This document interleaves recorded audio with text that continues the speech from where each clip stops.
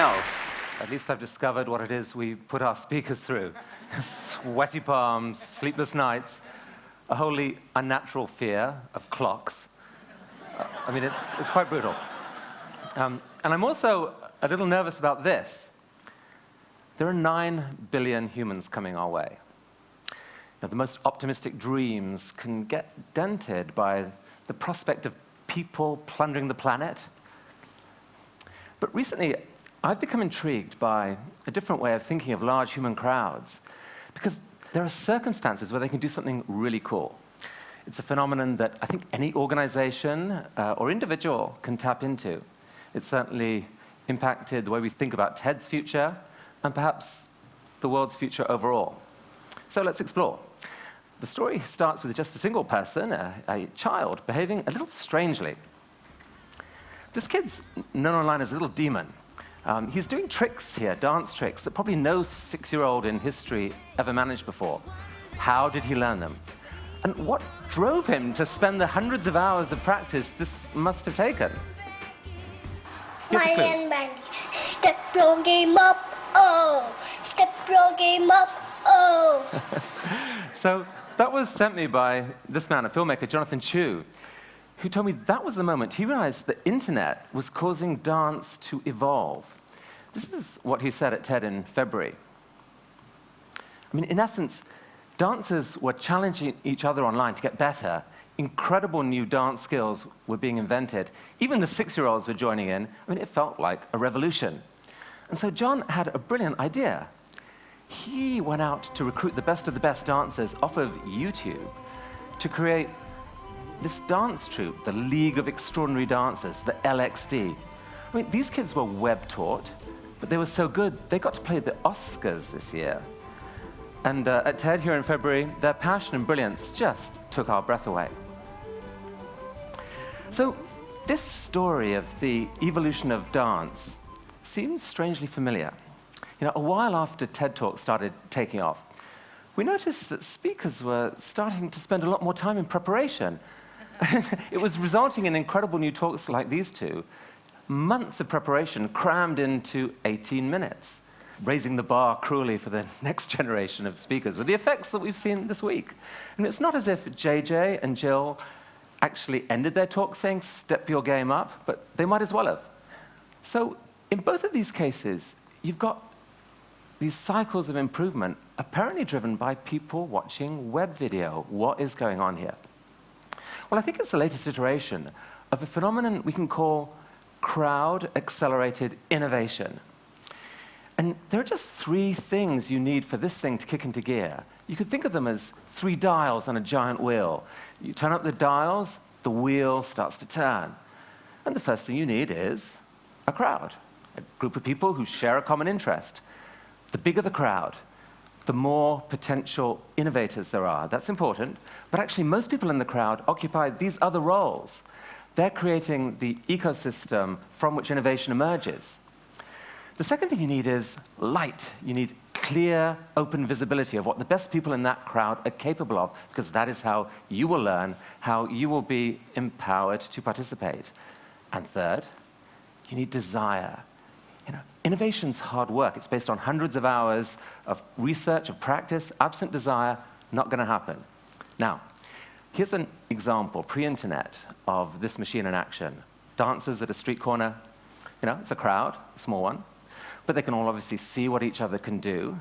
And the desire part comes, I guess, from social status, right? Best dancer walks tall, gets the best date. There's probably going to be some innovation happening here. But on the web, all 3 dials are ratcheted right up. The dance community is now global. There's millions connected. And amazingly, you can still see what the best can do, because the crowd itself shines a light on them, either directly through comments, ratings, email, Facebook, Twitter, you know, or indirectly through numbers of views, through links that point Google there. So it's easy to find the good stuff. And when you found it, you can watch it in close-up repeatedly and read what hundreds of people have written about it. That's a lot of light. But the desire element is really, you know, dialed way up. I mean, you might just be a kid with a webcam, But if you can do something that goes viral, you get to be seen by the equivalent of sports stadiums crammed with people. You get hundreds of strangers writing excitedly about you. And even if it's not that eloquent, and it's not, it can still really make your day. So this possibility of a new type of global recognition, I think, is driving huge amounts of effort. And it's important to note that it's not just the stars who are benefiting. Because you can see the best, everyone can learn. Also, the system is self-fueling. It's the crowd that shines the light and fuels the desire. But the light and desire are a lethal 1-2 combination that attract new people to the crowd. So this is a model that pretty much any organization could use to try and nurture its own cycle of crowd-accelerated innovation. Invite the crowd, let in the light, dial up the desire.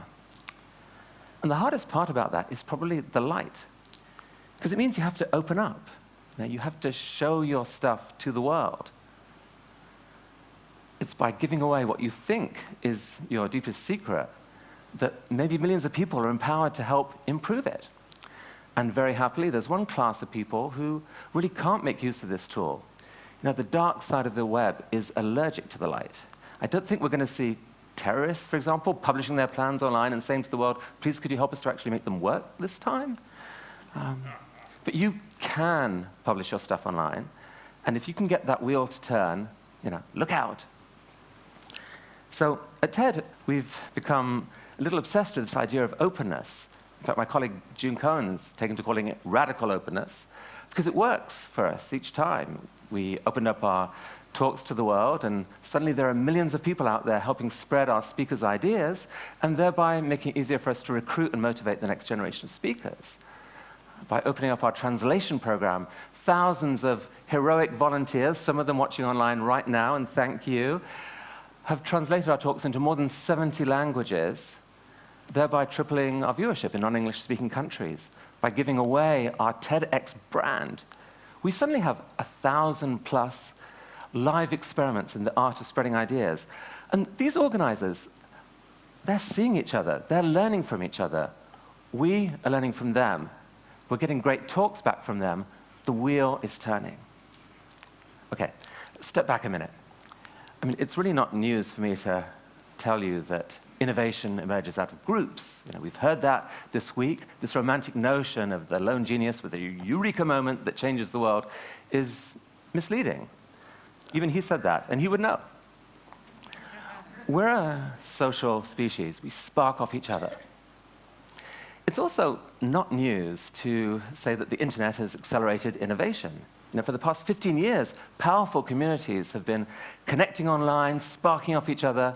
If you take programmers, the whole open source movement is a fantastic instance of crowd-accelerated innovation.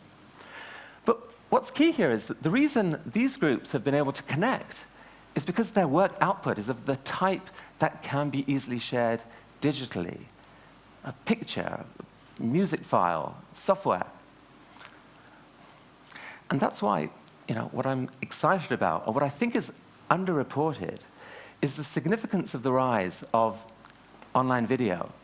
This is the technology that's going to allow the rest of the world's talents to be shared digitally, thereby launching a whole new cycle of crowd-accelerated innovation. The first few years of the web were pretty much video-free. For this reason, video files are huge. The web couldn't handle them.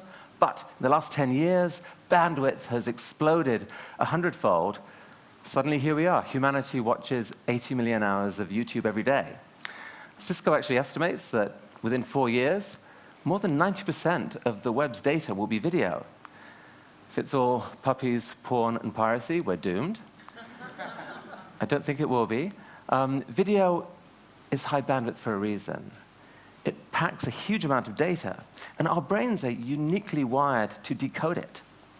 Here, let me introduce you to Sam Haber. He's a unicyclist. Before YouTube, there was no way for him to discover his sport's true potential, because you can't communicate this stuff in words, right? But looking at video clips posted by strangers, a world of possibility opens up for him. Suddenly he starts to emulate, and then to innovate, and a global community of unicyclists discover each other online, inspire each other to greatness. And there are thousands of other examples of this happening, of video-driven evolution of skills, ranging from the physical to the artful. And I have to tell you, as a former publisher of hobbyist magazines, I find this strangely beautiful. I mean, there's a lot of passion right here on this screen. But if Rube Goldberg machines and video poetry aren't quite your cup of tea, how about this? Jove is a website that was founded to encourage scientists to publish their peer-reviewed research on video. There's a problem with a traditional scientific paper. It can take months for a scientist in another lab to figure out how to replicate the experiments that are described in print. Here's one such frustrated scientist, Moshe Pritzker, the founder of Jove. He told me that the world's wasting billions of dollars on this. But look at this video. I mean, look, if you can show, instead of just describing, that problem goes away. So it's not far-fetched to say that at some point, online video is going to dramatically accelerate scientific advance.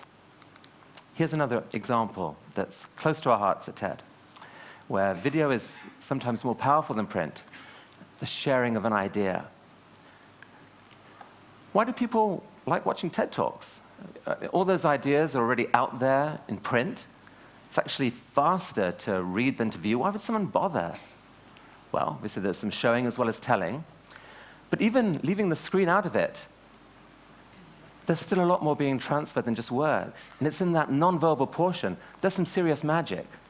Somewhere hidden in the physical gestures, the vocal cadence, the facial expressions, the eye contact, the passion, the kind of awkward British body language, the sense of how the audience are reacting. There are hundreds of subconscious clues that go to how well you will understand and whether you are inspired. Light, if you like, and desire.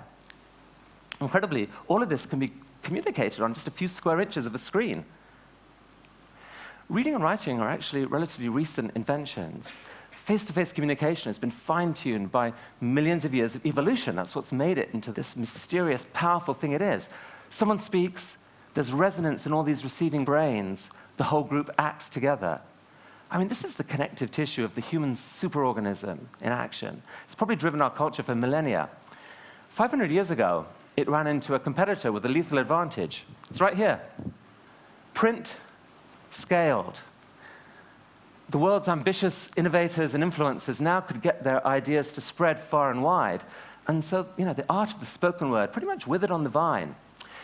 But now, in the blink of an eye, the game has changed again. It's not too much to say that what Gutenberg did for writing, online video can now do for face-to-face communication.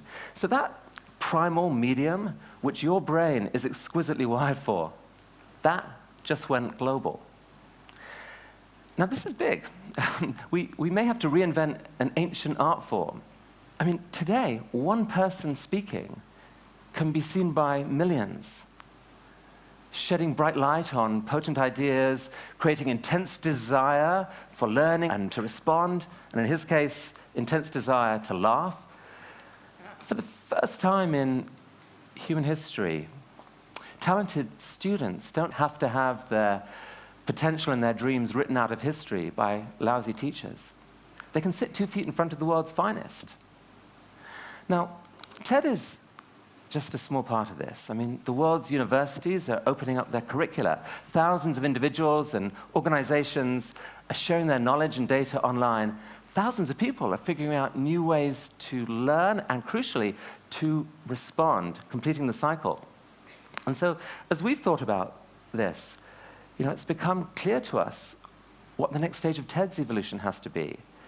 TED Talks can't be a one-way process, one to many. Our future is many to many. So we're dreaming of ways to make it easier for you, the global TED community, to respond to speakers, to contribute your own ideas, maybe even your own TED Talks, and to help shine a light on the very best of what's out there. Because if we can bubble up the very best from a vastly larger pool, this wheel turns. Now, is it possible to imagine a similar process to this happening to global education overall? mean, does it have to be this painful, top-down process? Why not a self-fueling cycle in which we all can participate? It's the participation age, right? Schools can't be silos. We can't stop learning age 21. What if, in the coming crowd of 9 billion, what if that crowd could learn enough to be net contributors instead of net plunderers? That changes everything, right? I mean, that would take more teachers than we've ever had, but the good news is they are out there. They're in the crowd, and the crowd is switching on lights, and we can see them for the first time, not as an undifferentiated mass of strangers, but as individuals we can learn from. Who's the teacher? You're the teacher. You're part of the crowd that may be about to launch the biggest learning cycle in human history, a cycle capable of carrying all of us to a smarter, wiser, more beautiful place. Here's a group of kids in a village in Pakistan, near where I grew up. Within 5 years, each of these kids is going to have access to a cell phone capable of full-on web video and capable of uploading video to the web. I mean, is it crazy to think that this girl on the back at the right, in 15 years, might be sharing the idea that keeps the world beautiful for your grandchildren? It's not crazy. It's actually happening right now. I want to introduce you to a good friend of Ted who just happens to live in Africa's biggest shantytown. Hi, my name is Christopher Macau. I'm one of the organizers of TEDx Kibera. There are so many good things which are happening right here in Kibera.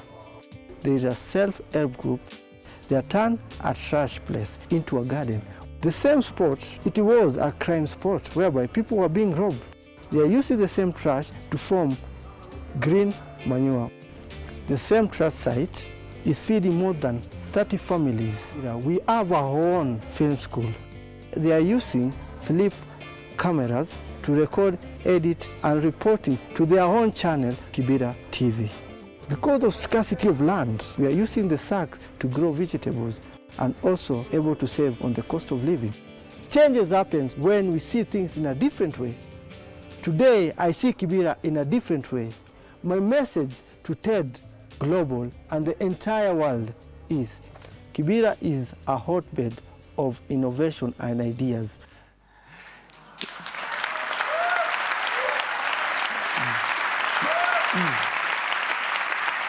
You know what? I bet Chris has always been an inspiring guy. What's new, and it's huge, is that for the first time, we get to see him, and he can see us. Right now, Chris and Kevin and Dennis and Dixon and their friends are watching us in Nairobi right now. Guys, we've learned from you today. Thank you, and thank you.